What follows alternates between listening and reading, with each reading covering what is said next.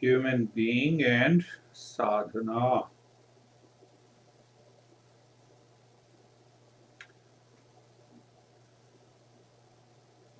In all our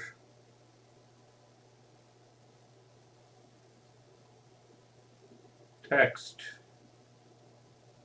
of Eastern wisdom, one question is answered, that why only the human being can do sadhana and discover our true nature. Even the god and goddesses have to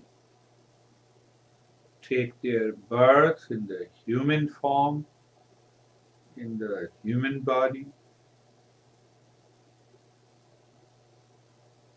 and to practice sadhana or to do sadhana for awakening and realization.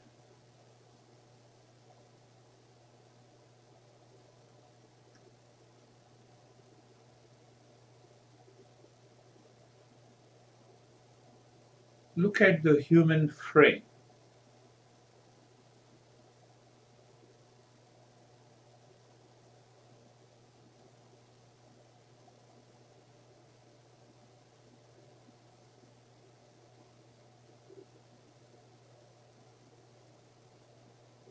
When we look at the human frame, we realize that it has all the five sense organs are developed. It possesses the highly developed nervous system,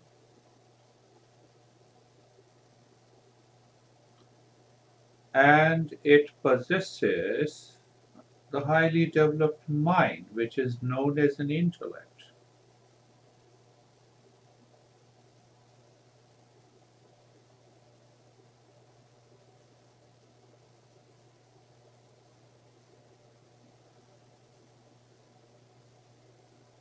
And this intellect makes us a thinker.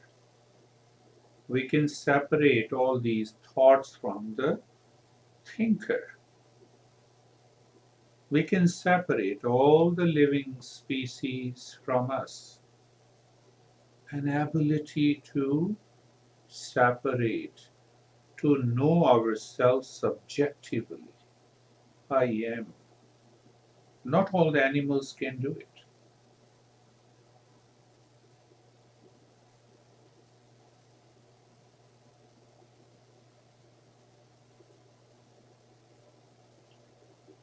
Out of 8.4 million species.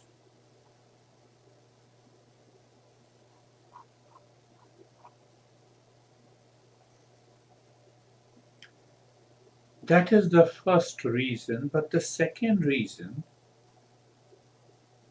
the one master says that we can accomplish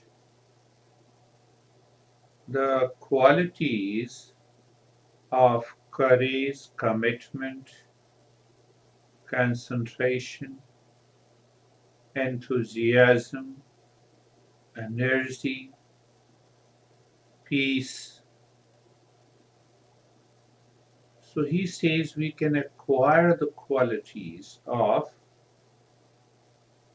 so-called the masculine temperament. It does not mean that sadhana only is for the men, not for the women.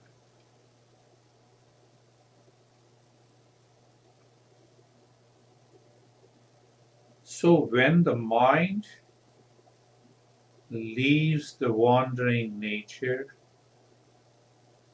it takes over the animal nature, it follows the path of courage, of commitment, of concentration. Maybe we discover that what brings the calmness and peace in our life, what keeps us cheerful, at every moment in our life.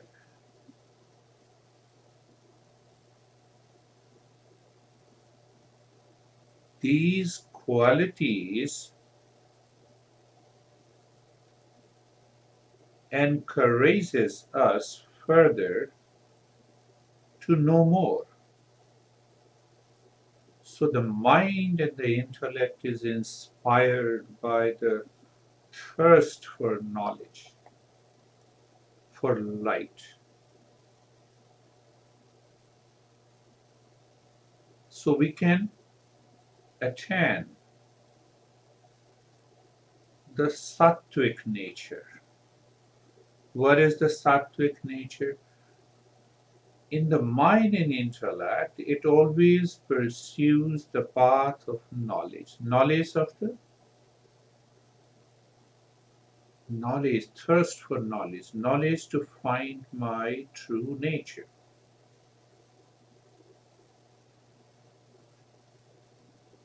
So now, once we have the sattvic qualities,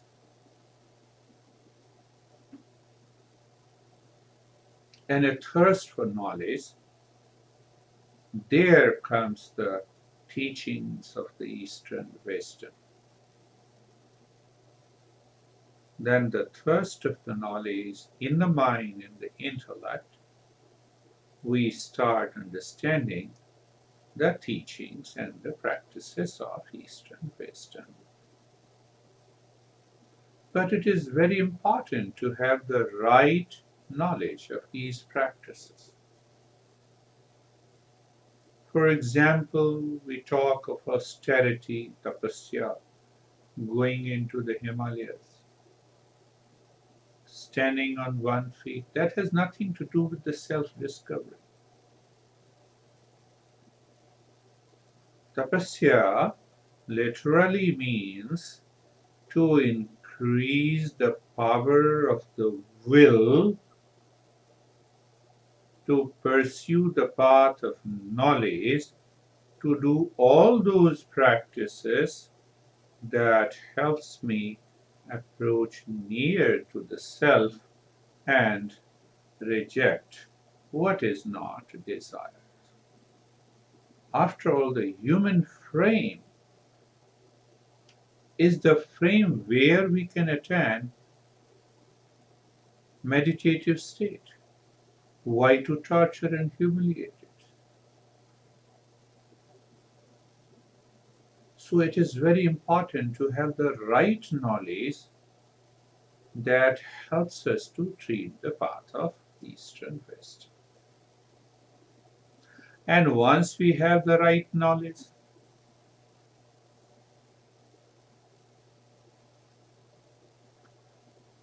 it develops viveka. What is viveka? The discernment. What is discernment? So we can separate what is real and what is unreal. So once we attain that viveka, we continue further our human life, we devote ourselves into the sadhana, and the ultimate goal of self-discovery is achieved.